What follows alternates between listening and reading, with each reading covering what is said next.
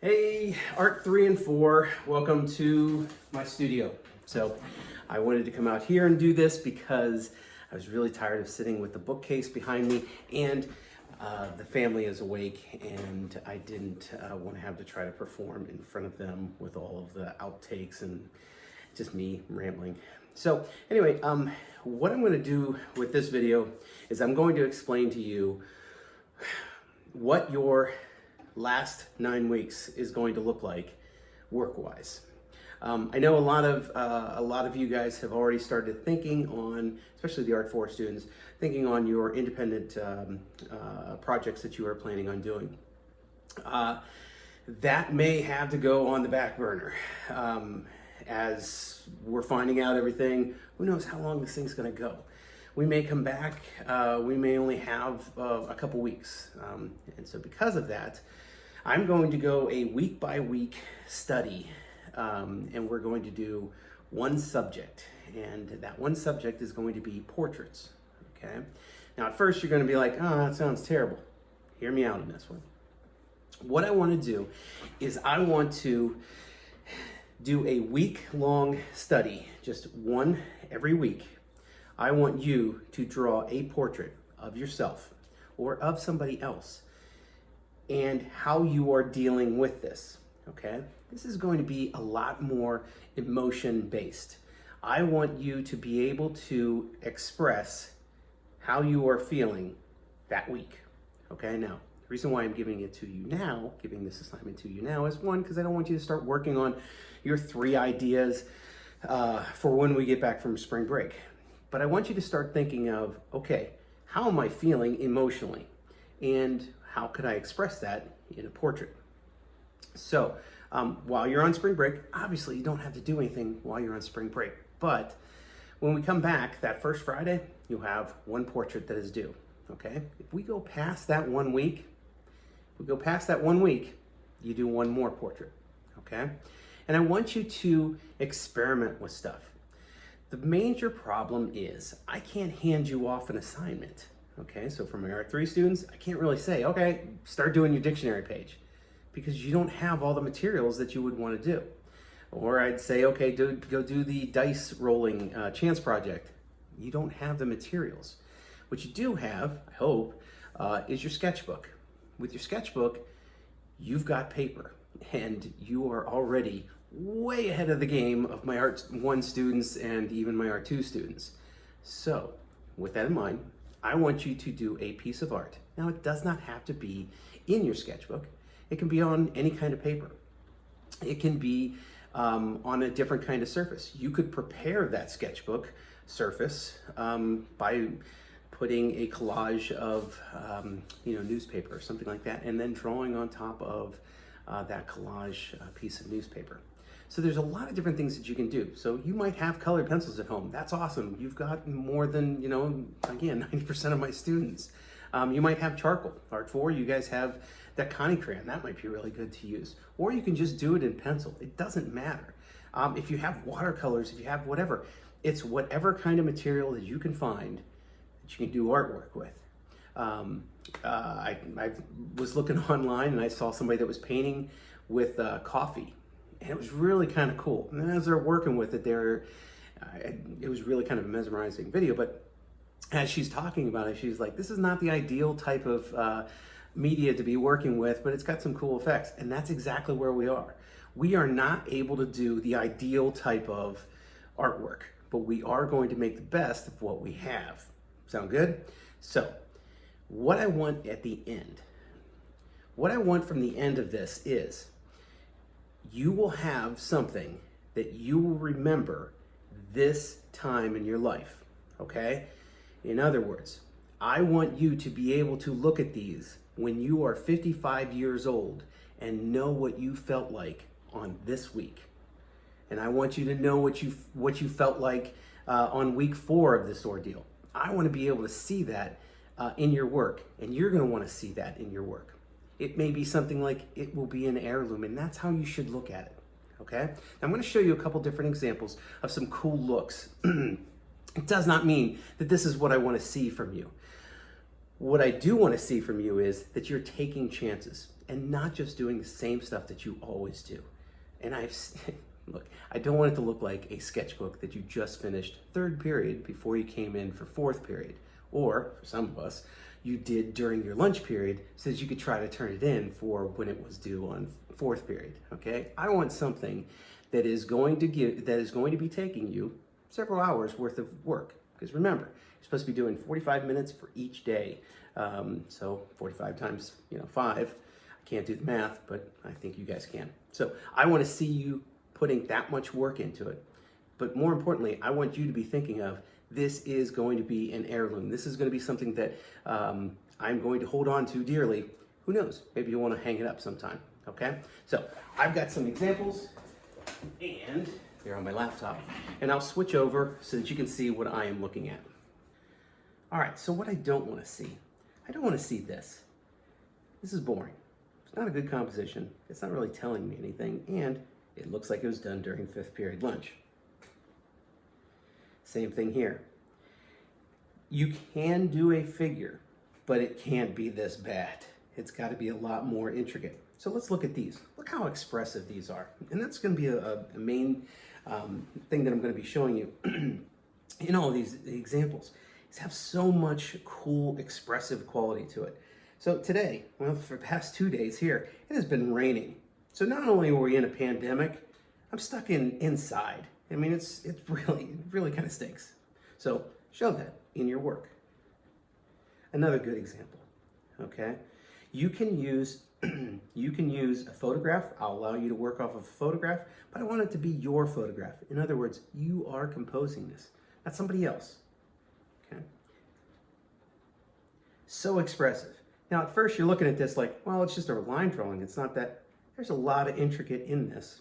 And then on top of it, it is so expressive in just the look. I know you guys can do this. I know there's so much talent in these two classes. I know you guys can do something that's this expressive.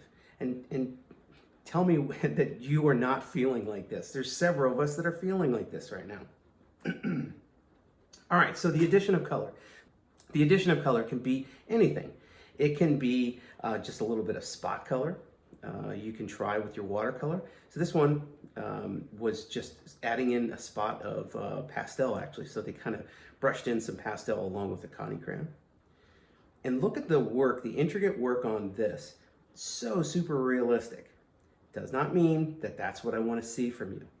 I know you can do this. I know there's several of us in here that can really do fantastic work. If you want to do it, fine, go right after that. Okay, but don't feel like everything has to be super realistic and that's what Robinson is expecting. I want time and I want expression. That's what I'm looking for. All right, so this is a portrait I did of myself. And then this one, if you've got charcoal and you can do some, real quick brush drawings, at first you're looking at this going, well, they really didn't take a ton of time. No, there's a lot in there. Okay, but using the expressive, that's basically done with their real expressive brush strokes with their fingers with charcoal. It's kind of a cool look. All right, so here's some of the collage type of setup here. Obviously, it's a picture of Bowie, but they're using all different kind of media, and that's where we are right now. Putting stuff on top of newspapers and then putting ink on it, that's where we are. If you've got some good markers, use them. Let's see what we can do with it. Another one, Keith Richards here with some awesome details. I'm guessing these are done by the same artist, okay? But again, putting it on some kind of textured background. And when I say textured in this case, it's texture as in a newsprint. It's giving a little bit more interest to the background as opposed to just being a piece of white paper. All right, so breaking it down into this most simplest of shapes, okay, and just going black and white. All right, you want to try exploring with that? Yeah, go right ahead. You may want to try putting it into an app on your phone, see what you can get distortion-wise, and then work off of that. I'm fine with it, as long as you are expressing something. All right, so at first you're looking at this going, well, it's just a study of an eye. But look at the possibilities that you can do with this. Study of the eye, sure, but now you've got what is going on inside that eye. What are they looking at? If you can find a way of making it part of your week or how you want to express that week, yeah, go right ahead. Crazy brush strokes, drawing strokes here. And they're actually doing it, it almost seems like it's on a piece of cardboard or something. Okay, but try something. This is now your time to try and experiment.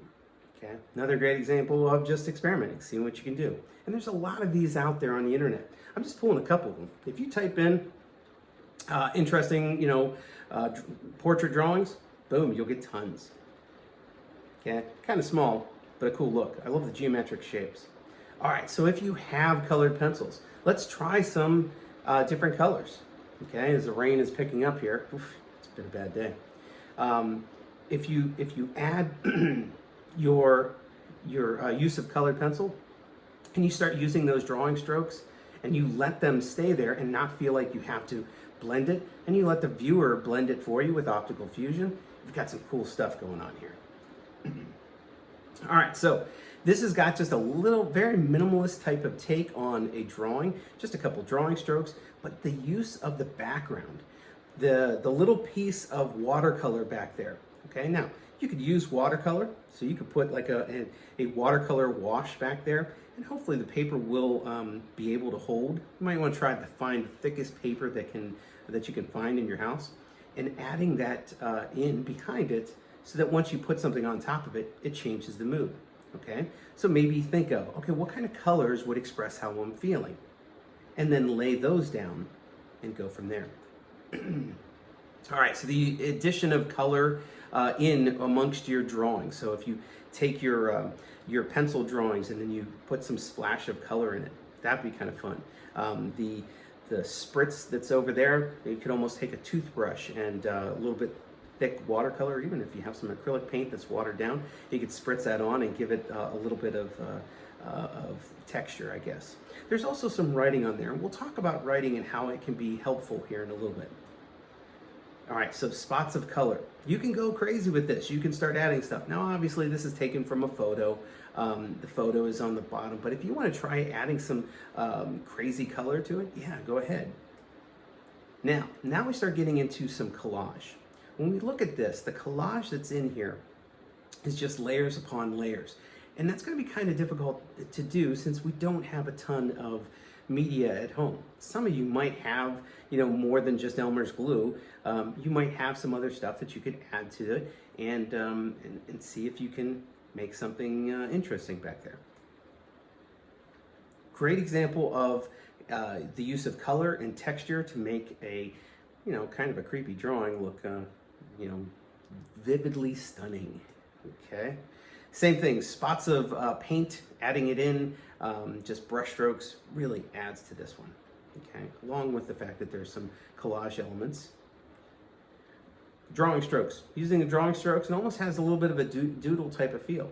And I picked this one because it kind of has that feeling of, I'm stuck, I've got nothing to do, and you start doodling some stuff together and you end up with a portrait. Might be something good to go with.